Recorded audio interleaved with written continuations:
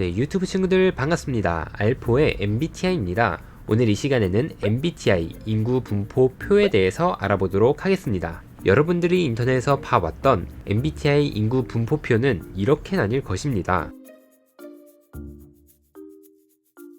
다음 중 어떤 표가 맞는 표일까요? 지금부터 저와 함께 알아보시죠. 아마 MBTI에 조금이라도 관심이 있으신 분들은 ISTJ가 25%나 된다고? 내 주위에 ISTJ가 있던가? 내 주위에 INFP, ENFP는 많은데 오른쪽이 맞는 표고 왼쪽이 잘못된 표구나. 라고 생각하실 거예요. 그러나 이 표는 둘 다 맞는 표입니다. 아니 어떻게 둘 다 맞는 표가 될 수 있어? 이 돌팔이야.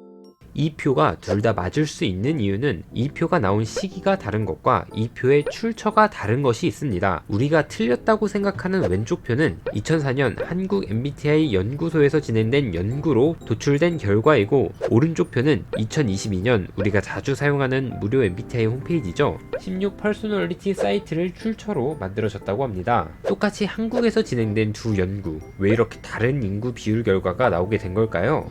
우선 첫 번째로 자료를 수집한 방법에 차이가 있습니다. 2004년에 진행한 연구, 그 당시 상황을 상상해 봅시다. 우선 스마트폰이 대중화가 안 되어 있고 한국에 MBTI 열풍이 불기 전입니다. 이 말은 즉 인터넷으로는 자료를 수집할 수 없고, 이 자료를 수집하기 위해 밖으로 나가 자료를 수집하게 될 것입니다. 자, 그럼 이 자료를 수집당하는 대상자들은 누구일까요? 우리가 이 자료를 수집하는 사람이 된다고 가정을 해봅시다. 요즘에서야 길가에 나가서 혹시 MBTI가 어떻게 되세요? 물어본다면 답변을 받을 수 있겠지만, 그 당시 사람들은 아마 MBTI가 뭔데요? 라고 할 것입니다. 근데 MBTI가 1, 2분 만에 뚝딱 끝낼 수 있는 검사도 아니고 길가에서 아무나 붙잡고 물어보는 것은 불가능하겠죠? 그래서 아마 대학이나 직장에 찾아가서 그곳의 사람들을 대상으로 검사를 진행할 것입니다. 그렇다면 그 당시 성인들과 직장인들의 나이는 어떻게 될까요? 이들은 각각 많게는 60년대생에서 80년대 초반까지가 될 것입니다.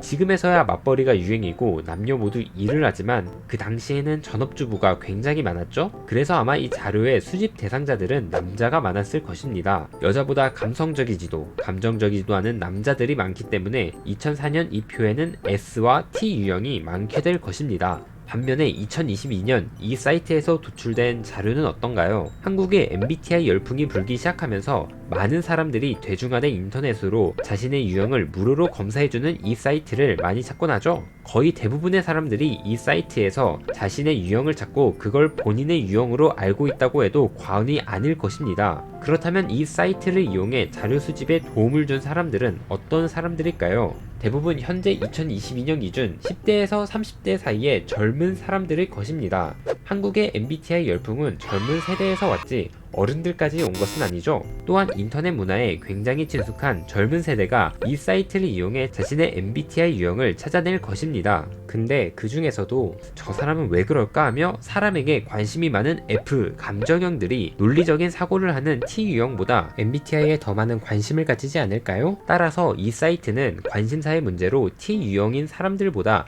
F 유형의 사람들이 더 많이 이용한다고 볼 수 있습니다.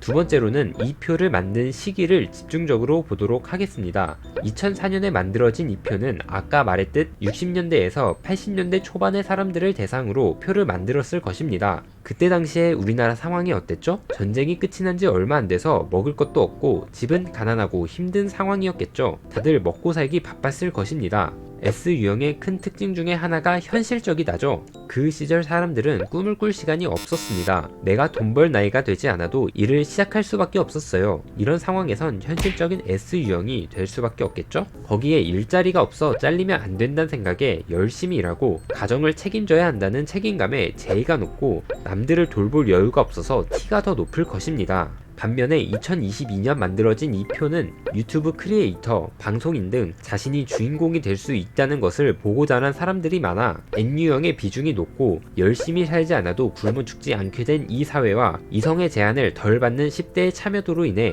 T의 비중이 더 높게 된 것을 볼 수 있을 것입니다. 그래서 결과를 보도록 하겠습니다. 두 개로 나뉜 MBTI 인구 분포표는 조금 더 최신 버전인 2표가 더 정확하나 해당 표는 대부분 10대에서 30대의 사람들이기에 40대 이상의 성인들까지 합산한 다른 통계가 나온다면 이 표의 결과는 완벽하게 달라질 수 있습니다. 따라서 한국 MBTI 인구 분포표로는 정확하지 않을 수 있으나 한국 젊은 세대 MBTI 인구 분포표로는 신빙성이 없진 않다 정도로 이해하시면 될 것 같습니다. 지금까지 MBTI 인구 분포표 과연 정확할까에 대해서 알아보았고요. 저는 다음 시간에 더 재밌는 영상으로 찾아뵙도록 하겠습니다. 다음 시간에 만나요. 안녕.